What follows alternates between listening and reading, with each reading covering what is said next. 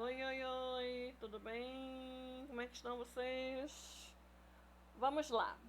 Bom, nós temos aí dois assuntos de extrema importância, né? Que uma delas faz parte da nossa história, né? As grandes navegações. Foi através das grandes navegações que o Brasil, né? Que o continente americano foi descoberto, entre aspas, né? E a gente vai trabalhar ele hoje, né? Certo? Bom, nós temos aí a questão mesmo das grandes navegações, que os estudiosos caracterizam como o início da globalização, né? No momento que o dinheiro é investido em algo para ter um retorno maior, né? É, temos também a questão do renascimento, que foi uma das condições bastante propícias para a expansão marítima, né? A formação do absolutismo, né? das monarquias absolutistas, o surgimento da burguesia, a aliança entre a burguesia e os reis e os grandes investimentos que geraram as inovações tecnológicas, né? É o grande pontapé aí da, das grandes navegações, certo? Bom, não podemos também esquecer a formação dos estados modernos, né? A, a formação de Portugal e Espanha, a questão do desenvolvimento deles, principalmente nesse período aí de Portugal, que tinha a melhor escola de navegação, os melhores construtores, né? Os navegantes também, que eram portugueses, depois os espanhóis que iam para Portugal estudarem, né, nas escolas, o desenvolvimento da cartografia, dos instrumentos, né, que auxiliaram nas grandes navegações. E vamos aí, agora também um dos pontos é a questão do comércio, né? A dominação ou ganância, não sei nem qual a palavra que mais se aplica isso aí. Que é a questão deles saírem de Portugal, fazerem todo o trajeto, né? É, euro, todo o trajeto europeu, descendo para a África, parando em Cabo Verde, se organizando, contornando o finalzinho lá, né, do sul da África, indo para as Índias em busca de especiarias. Aí eu fico pensando, todo esse enfrentamento, né, do desconhecido em busca das especiarias de pimenta, sal, noz moscada, né, para hoje vocês estarem utilizando o tempero pronto, né? Mas vamos lá, certo? Bom, como eu falei, para muitos historiadores, a globalização se inicia com as grandes navegações, pois foi a expansão marítima que pôs em contato, né, as regiões que estavam fora das rotas do comércio marítimo, como América, Ásia e África. Né?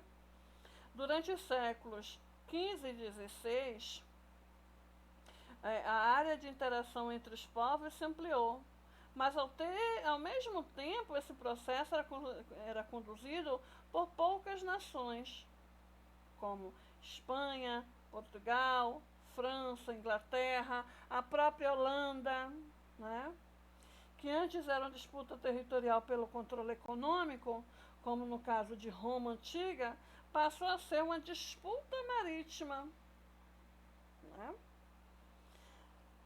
Eu gosto muito de trabalhar esse assunto com quadro, com aquela questão mesmo né, cara a cara, que eu faço o desenho, né, mas a gente vai trabalhando e dá para entender. Né? Como eu falei, né, a formação dos estados, né? Primeiro foi Portugal e Espanha no processo de reconquista, depois França e Inglaterra, né? Bom, os fatores que favoreceram os portugueses a se lançarem ao mar foram o monopólio do comércio do Oriente, né? As Índias,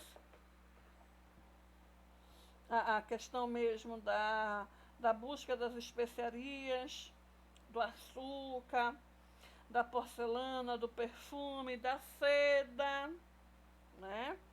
Principalmente seda vermelha, que era caríssima e somente a alta burguesia usava por conta do seu preço, né?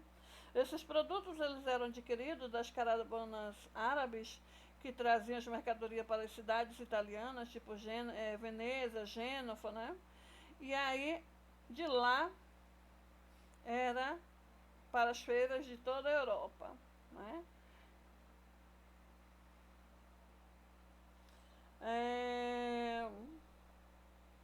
Depois vem a aliança estabelecida entre a burguesia e os reis, né?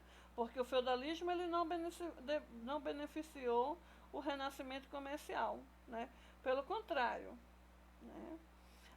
Foi uma cobrança de imposto, né?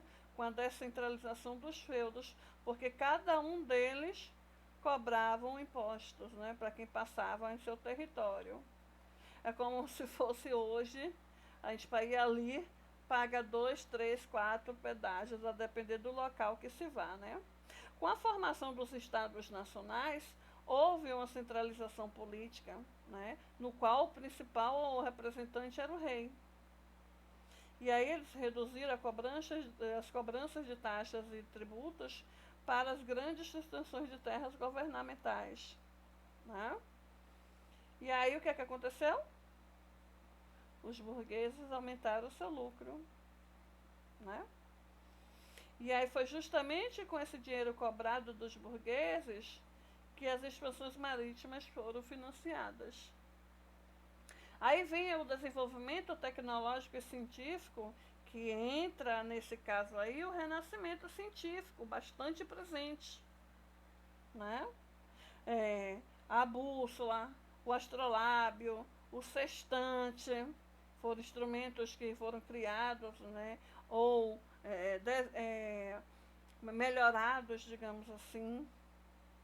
A própria escola de Sagres, uma mítica escola de navegação, que ensinava técnicas, né? E como usar esses aparelhos que auxiliavam a navegação. Né? O aperfeiçoamento das embarcações usadas durante o período das navegações, que nós sabemos que era de madeira, né? Mas como fazer para que a água não adentrasse, não afundasse, né? Ser mais resistente, mais rápida, mais leve. E aí surge nesse período as caravelas, né? As dúvidas envolviam lendas e mitos que diziam que as novas terras teriam grandes riquezas, mas também muitos monstros. E essas ideias elas foram reforçadas por muitas viagens na região da Ásia, do Oceano Índico, né? Como o próprio Marco Polo fez esse percurso várias vezes, né? Na realidade, essa mitologia de que os oceanos tinham monstros devoradores de pessoas, de barcos, né, das embarcações, ela foi criada pela Igreja Católica. Isso, pela própria Igreja Católica durante a Idade Média. Por quê? Ela tinha medo de que, se houvesse um aumento territorial, colocaria em risco a descentralização política dos reis, né? É como você pega uma tangerina fechada, ali há uma centralização, né? Todos juntos, todos unidos. No momento em que você descasca os bagos e separa os bagos, há uma descentralização, né? Há uma separação. Então, o medo da Igreja Católica era justamente isso, que houvesse um aumento de território e que poderia pôr em risco a descentralização política dos feudos. Mas por que esse medo da Igreja Católica? Se ela poderia lucrar, digamos, entre aspas, através das cobranças, né, das vendas de indulgências e tudo mais, como já havia. Porque quem representava aí os grandes topo, o grande topo da pirâmide, né? Da pirâmide econômica, era a Igreja Católica. Eu já até falei isso para vocês outras vezes, né? A Igreja Católica é quem dominava o setor econômico do período. Eu não queria falar a palavra setor econômico, porque agora não me vem a palavra correta. Não, o rei, foi obrigatório essa regra. Ou se o rei tivesse 2, 3 filhos, o primeiro filho seria o que herdava a posição social, as riquezas, o castelo, o feudo em si. O segundo filho recebia uma quantia muito grande, além das terras. O terceiro recebia uma quantia e um casamento, né, arranjado de altas proporções. Só que para evitar que o segundo filho matasse o primeiro, o segundo filho era destinado à igreja. Ia ser padre, ia ser papa, bispo, né? Uma posição dentro da igreja. Então o que acontecia? Você entra na igreja e continua sendo um príncipe? Não. Você entra na igreja, você faz o voto, né? Faz o celibatário. Todas as suas riquezas vão para a igreja. Entenderam? Então, a igreja nesse período aí, ó, disparou na riqueza. Então, o medo dela era justamente isso. Se essa separação, ela perder a posição, como perdeu. Né? Aí, alguns instrumentos que foram criados nesse período, a bússola, a balestilha, o astrolábio, a carta náutica e o quadrante. Bom, a cartografia, deixa eu voltar para essa anterior, aqui, a carta náutica, né? A cartografia, ela era baseada nos mapas cartográficos, né? Nas teorias, digamos assim, de Cláudio Ptolomeu. Né? Ele desenvolveu nesse período em que ele viveu, né? Embora tenha sido algumas centenas de anos, né? Alguns anos, ele desenvolveu vários mapas.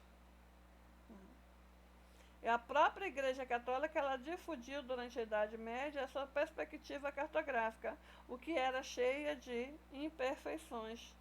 Né? Tanto que a igreja até acusou de heresia, aquela coisa toda, né?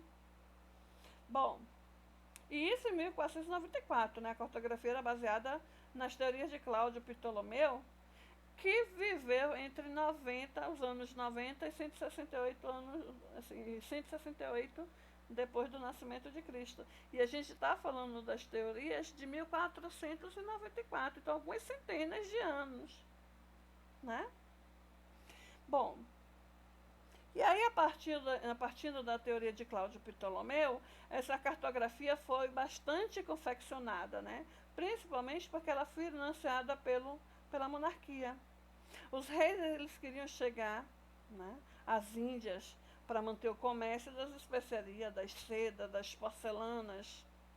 E o melhoramento da cartografia, a criação do astrolábio, da bússola, foram decisivos para que as grandes navegações se firmassem. Né? Eu ia até falar uma coisa, mas acabei me passando. Ah, lembrei. A questão mesmo, eurocentrismo, né? Se a gente pegar o mapa, a gente vai ver lá, a Europa é totalmente centralizada, por isso o termo eurocêntrica, né? Eurocentrismo, Europa no centro de tudo. Por quê?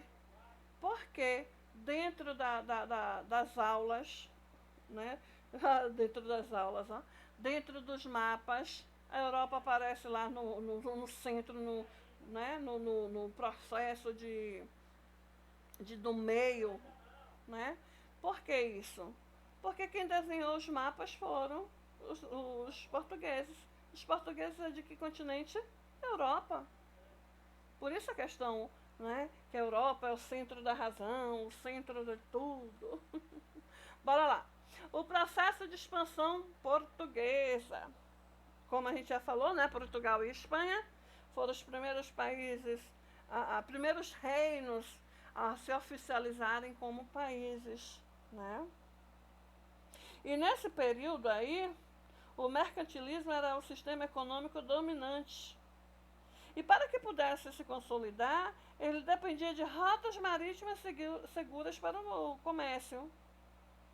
E além do mar Mediterrâneo, né? Que na realidade o mar Mediterrâneo já se tornou bastante esgotado, digamos assim. Porque desde lá dos persas, que a comercialização através do mar Mediterrâneo se tornou grande. Então eles precisavam ir além, né? Como o povo diz, ir no horizonte. E aí Portugal foi a primeira monarquia a se lançar ao mar em busca de novos caminhos para fortalecer seu comércio, gerando cada vez mais lucros aos reis para consolidarem com seu poder de a monarquia absoluta, né? Do absolutismo que a gente já viu na aula anterior. Certo? Bom, no caso específico dos portugueses, houve diversos motivos para buscar novas rotas comerciais nos mares e oceanos, né? Então nós temos aí o primeiro povo a organizar um estado monárquico unificado do seu território ainda em 1139, né? Os portugueses, né? Os recursos naturais. Nós temos a questão mesmo, como eles não possuíam muita mão de obra, o que dificultava bastante a economia, era necessário exportar produtos para compensar essas importações, né? A Igreja Católica ela também era financiadora das navegações, porque queria difundir o cristianismo, né? Quando ela viu que não tinha jeito do feudo e que o negócio estava apertando, ela começou a investir, né? E aí quando viu, principalmente na Península Ibérica, né, que hoje é Portugal e Espanha, houve um domínio muito grande de muçulmanos. E a Igreja Católica não ia deixar isso. Se lembra que a gente viu anteriormente? Né? Quando houve a cisma do Oriente, né, que foi a divisão da Igreja Católica, que a partir daquele momento passou a ser desculpa, passou a ser Igreja Católica Apostólica Romana e Igreja Ortodoxa, né? Então, quando ela viu os muçulmanos invadindo a área, monopolizando a população, ela começou a tentar combater, né? E aí precisava difundir, espalhar o cristianismo. Além da necessidade de metais preciosos, como ouro e prata, para cunhar a moeda, né? Nós temos também o surgimento e fortalecimento da classe burguesa, que vivia exclusivamente do comércio e financiava as novas rotas comerciais. As caravanas portuguesas, né? Que enfrentavam dificuldade, porque os árabes dominavam as rotas comerciais, né? Dominavam o mar Mediterrâneo. E aí, para eles chegarem às Índias e ao Oriente, tinha que pagar altas taxas. E se descobrisse novas rotas, essas taxas deixariam de ser tão exorbitantes, né, passariam a ser mais baratas e, com certeza, eles lucrariam muito mais. E também o grande desenvolvimento tecnológico, né, do astrolábio, da bússola, das caravelas, a criação da escola de Sagres de navegação, depois tem a criação da escola de aves, né? Desculpa, deixa eu beber um pouquinho de água aqui. Pronto. As principais conquistas na perspectiva portuguesa. Bom, como a gente já falou, né, as condições que já foram aí ditas, elas foram determinantes para que novas rotas fossem estabelecidas e novas terras fossem encontradas, como nós aqui, o Brasil, né? Entre as principais conquistas na perspectiva portuguesa, durante a expansão marítima, nós temos, em 1415, a tomada de Ceuta, né, a conquista da cidade de Ceuta, porque aproximava Portugal de rotas do Oceano Atlântico, né, a África. 1419 e 1431, né, diversas regiões foram conquistadas, como a Ilha de Madeira e o arquipélago dos Açores, que até hoje pertence a Portugal. Em 1434, que foi a primeira grande conquista, né, o Cabo Bojador, pelo navegador Gioannes, né? Cabo Verde, o arquipélago de Cabo Verde, em 1440, que foi a primeira conquista, né? Já que usou as caravelas, que seria um grande divisor de águas, né? Em 1482, o navegador Diogo Cão conquistou o Rio do Congo para Portugal e depois se tornam donos de mais alguns países africanos, né? Descobriram jazidas de ouro lá no Rio Congo, o que foi decisivo para financiar novas expansões. Houve também, em 1482, conseguiram contornar o Cabo das Tormentas, que depois passou a chamar Cabo das Boa Esperança, né, que foi nomeado como entreposto no caminho para as Índias. Também houve, em 1498, quando o rei Dom Manuel I financiou as navegações de Vasco da Gama, no qual ele chega a Calicut, né, na Índia, né, e aí estabelece uma nova rota comercial. Mas o principal dessa expansão de Portugal foi no ano de 1500. Né? Na realidade é de 1498, né? Porque houve outras viagens, que não é à toa que foi nesse período aí que se descobriu folhas verdes no alto mar, né? Que depois a gente ficou sabendo que era o Brasil, né? No qual Pedro Álvares Cabral teria viajado para negociar nas Índias e usou o Brasil como entreposto nesse período chamado de Ilha de Vera Cruz. Nós temos o processo... gente, aqui está errado. É processo de expansão espanhola. Viu? Bom, aí com os motivos centrais, né, da formação do Estado Nacional, a busca por metais preciosos como ouro e prata para cunhagem de moeda, catequização de povos de novas terras ao cristianismo, né, a questão mesmo de vir para cá, aí pegam os índios e obrigam eles a serem cristãos, né, um genocídio cultural e religioso, né? E aí descobriram também novas rotas comerciais e terras que eles queriam rivalizar diretamente com os portugueses. Essa busca por novas rotas era porque a Espanha e Portugal, eles tinham essa briga, né? Quem seria a lançar novamente ao mar? Porque a Portugal já tinha se lançado anteriormente, né?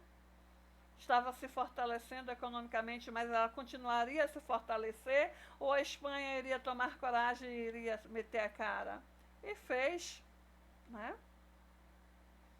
Tanto que o continente América, Ela é dada em homenagem a Américo Vespúcio, né? Que chega, e depois chega aqui na Cristóvão Colombo, né? Que chega aqui, financiado pela coroa espanhola, que reconquista a região de Granada, expulsa os muçulmanos, ou muçulmanos assanhados, viu? Já estava aqui no continente americano, né? E aí, só que ele precisava o quê? Encontrar terras com ouro e prata para se recuperar economicamente. E aí, quando Colombo chega à ilha de Guanaane, em 1492, né? Que hoje é São Salvador, nas Bahamas, essa descoberta aumenta a rivalidade com os portugueses, né? Que só chegaram aqui no Brasil em 1500. Observe,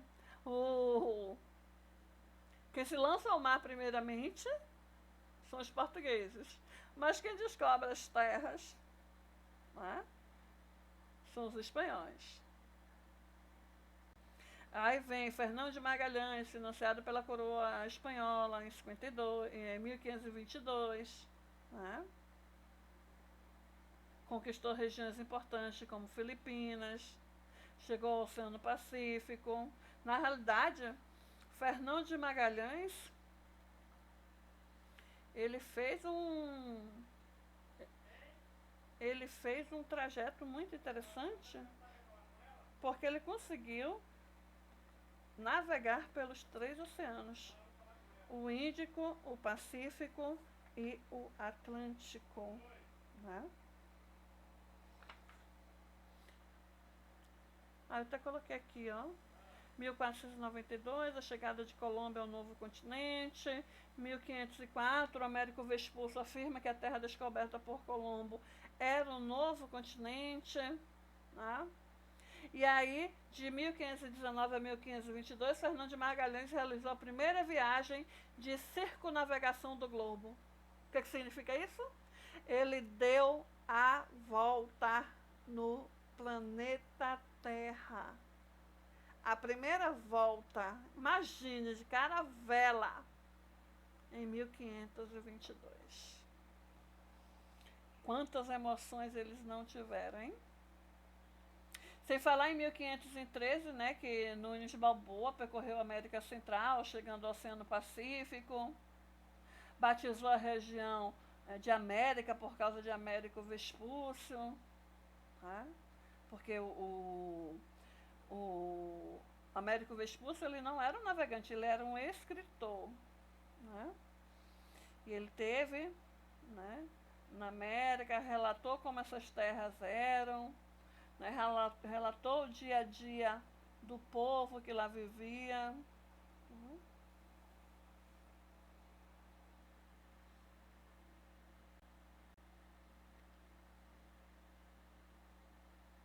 Pronto. As consequências da expansão marítima. Bom, as grandes navegações marítimas elas facilitaram e fortaleceram o comércio e a economia das monarquias absolutistas, né? Com a descoberta de rotas comerciais para as Índias, os europeus atingiram seus objetivos. Quais eram esses objetivos? Eles não precisavam mais pagar pesadas taxas aos muçulmanos e às cidades italianas, a Gênova, não é isso? E aí conseguiam pimenta do reino, noz moscada, cravo da Índia, canela, anis estrelado e mostarda. A gente vê tudo isso hoje, hein? E o resultado foi que as cidades de Gênova e Veneza entraram em declínio comercial, né? Bom, as expansões marítimas elas foram fundamentais para as transformações econômicas, políticas e sociais vividas na Europa no período moderno. E várias foram as consequências dessas expansões, né? A expansão das relações econômicas e políticas, elas deram início ao processo de globalização do mundo, né?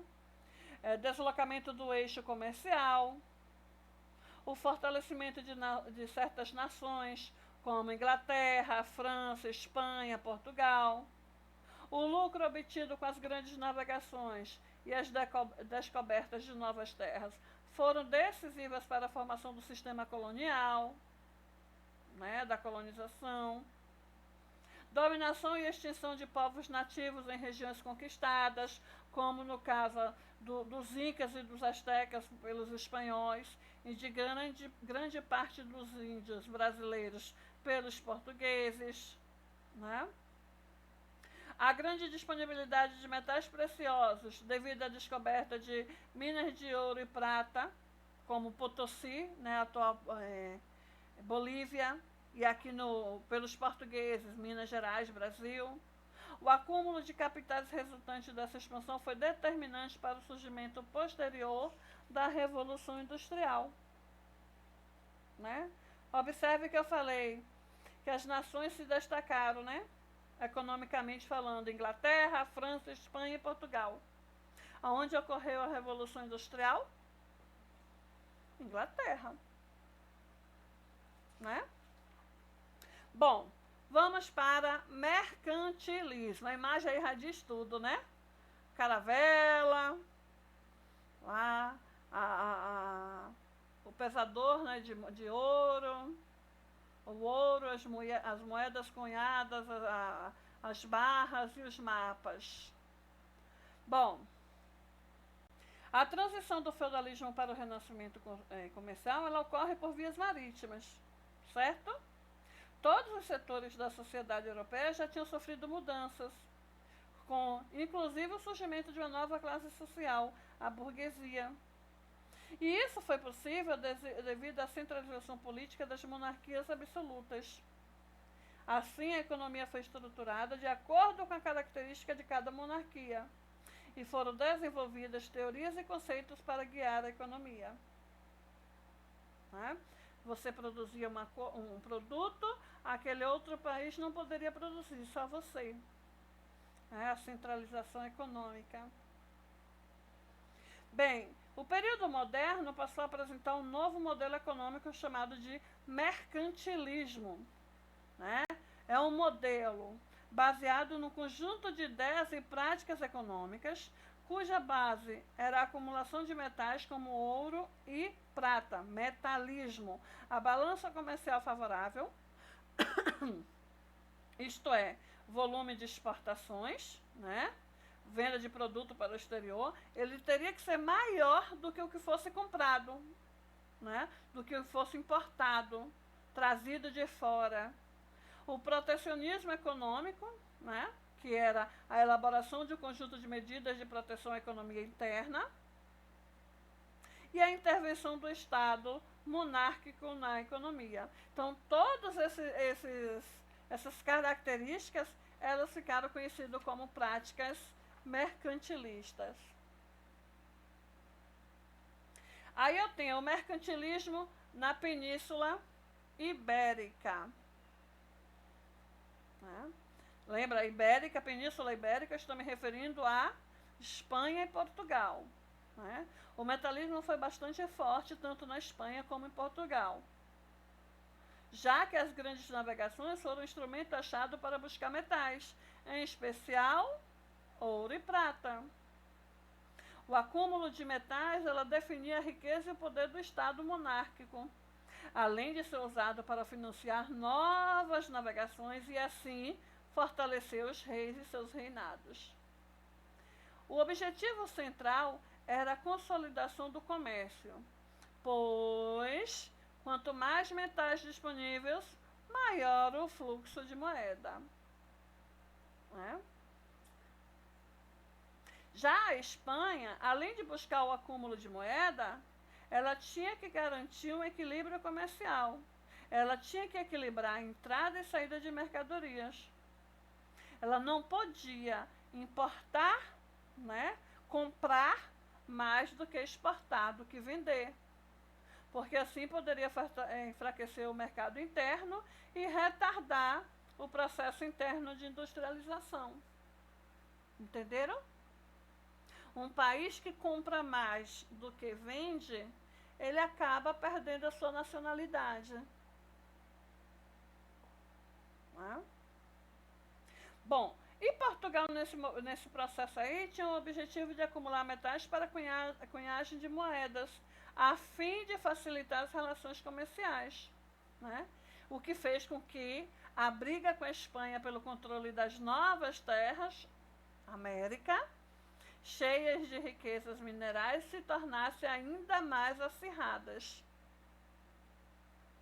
E é nesse momento aí que Portugal começa a estabelecer um controle maior das suas terras, né? Na segunda metade do século XVI, Portugal exportava para o Brasil, né, para os europeus tingirem as roupas de vermelho, porque tem uma coloração muito linda. Só que nesse mesmo tempo em que Portugal tirava para o Brasil de uma parte daqui, do Brasil, aí na outra parte vinha a Espanha, vinha a Inglaterra, a França, a Holanda. Por isso que hoje a mata original do litoral brasileiro, que é a Mata Atlântica, foi praticamente dizimada, né? Desculpa. Todo o litoral brasileiro, né, que tinha a Mata Atlântica original, hoje restam menos de 7%. E desses 7%, em torno de 3% é o que resta aqui na Bahia, né? As práticas mercantilistas inglesas. Bom, em primeiro lugar, os ingleses demoraram a iniciar esse processo de expansão marítima por conta da Guerra das Duas Rosas, né? Que era um conflito entre duas famílias que buscavam subir, né, no trono inglês, que era a casa de York, que tinha como brasão uma rosa branca, e a casa de Lancaster, que o brasão era uma rosa vermelha. Por isso o nome da guerra é Guerra das Duas Rosas. Então eles demoraram muito para ir para esse processo de expansão marítima, né? E quando eles foram, né, eles tinham embarcações muito bem feitas, fortes, rápidas, tinham marinheiros bem treinados para as práticas de comércio marítimo, né? Eles criaram a chamada Companhia Britânica das Índias Orientais, que servia como estrutura para facilitar e consolidar o comércio, né? Criaram entrepostos comerciais na Índia, na Indonésia, né? E aí, no final do século XVII, a Inglaterra, dos países que se destacavam no comércio marítimo, já caminhava para ser a principal potência econômica e marítima de toda a Europa e, consequentemente, de todo o mundo, né? E aí vem a questão de que a Inglaterra dá aquele chute de ouro, sabe?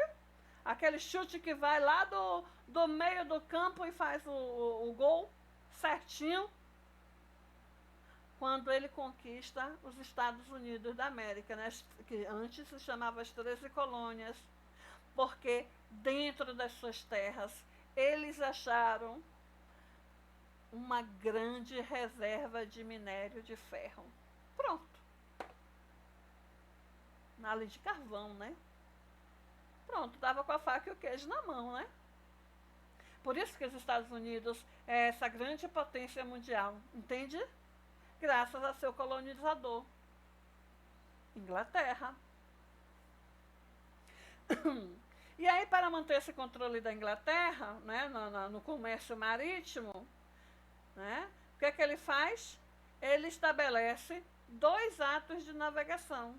O primeiro ato de navegação, elaborado em 1651, né, consistia na obrigação de todos os produtos serem transportados em navios ingleses. Então, o comércio estabelecido com as colônias africanas, asiáticas, americanas, estariam sob o controle dos ingleses, pois tanto os países africanos, nesse período a gente chama de países, né, chama de colônias, as colônias africanas, asiáticas e as americanas teriam que pagar taxas e tributo para as embarcações inglesas. E aí, vários conflitos, né? Porque os estados eles começaram a atacar, a roubar, a afundar, né?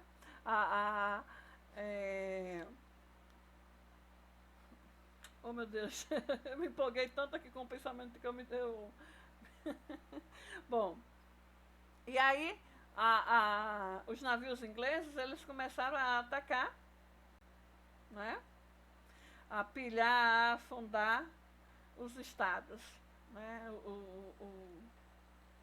Os estados que não era a favor de pagar essa taxa. Então a Marinha Mercante Inglesa, ela ia eu acho interessante, porque a minha cabeça ela funciona assim, sabe? Eu estou falando um assunto e já estou pensando em 10.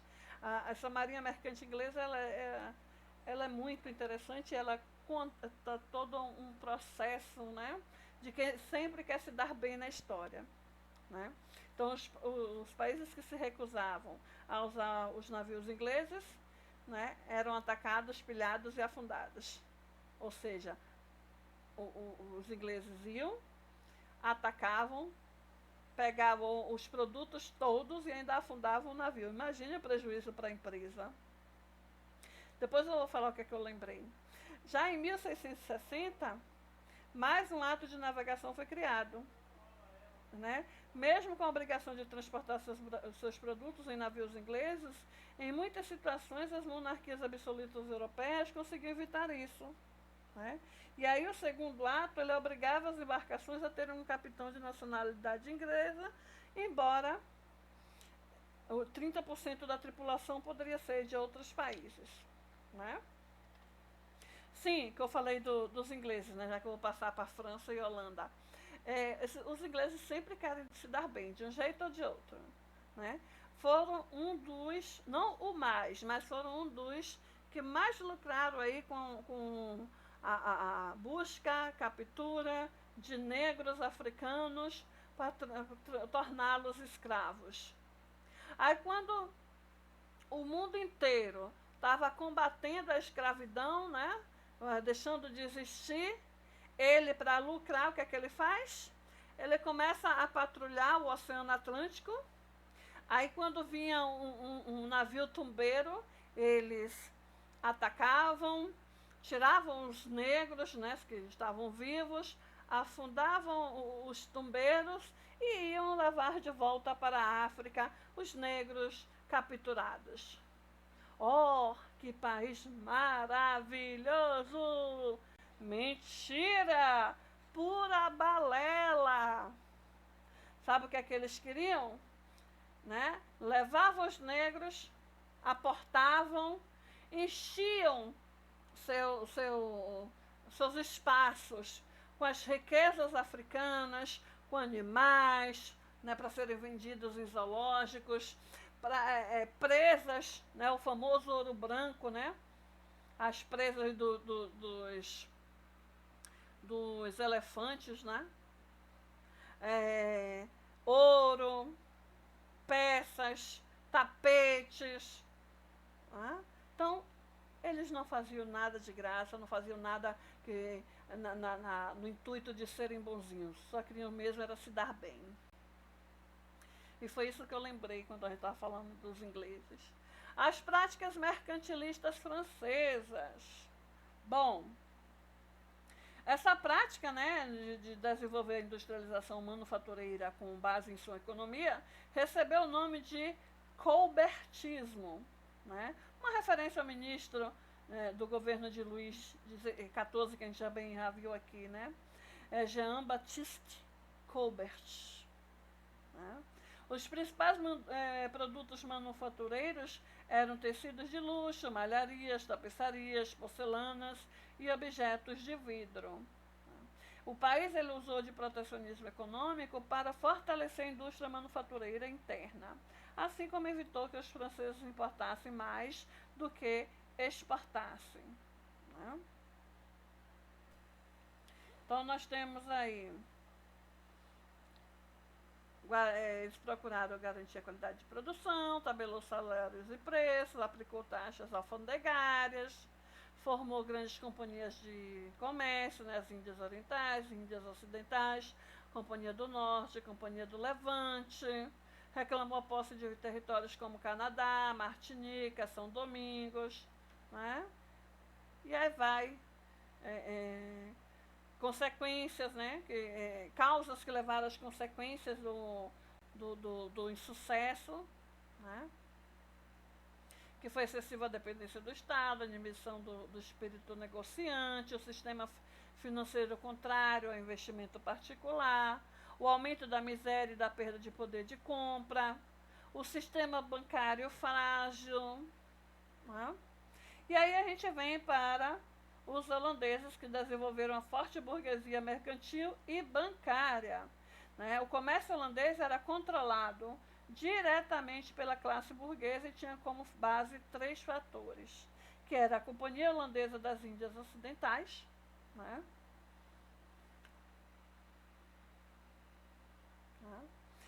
O Banco de Amsterdã e o colonialismo. A Companhia Holandesa das Índias Orientais, ela foi criada para funcionar como se fosse uma empresa. Ela defendia as relações comerciais estabelecidas entre as Índias e as colônias holandesas. Já o Banco de Amsterdã, ele foi responsável pela circulação de moeda nas relações comerciais através de empréstimos a juros altos. Já o colonialismo, né, explorava os bens naturais das colônias e comercializava com outras nações europeias. Né? E aí surge o Pacto Colonial, que consiste em um conjunto de leis e normas que tinham por objetivo fazer com que as colônias só comercializassem produtos com suas respectivas metrópoles. Vocês sabem que Holanda, ela governou a Bahia num período de 2 anos, aí foram expulsos pelos portugueses, e ela permanece na costa, né, litorânea, no mar, esperando uma oportunidade, aí invade lá na Recife, né, e fica por quase 30 anos governando o Recife, até que são expulsos pelos portugueses novamente. Bom, e aí terminamos, né? Não esqueça de fazer as atividades da página 148 até a 156, certo? Beijos, beijos, beijos a todos. Bye, bye.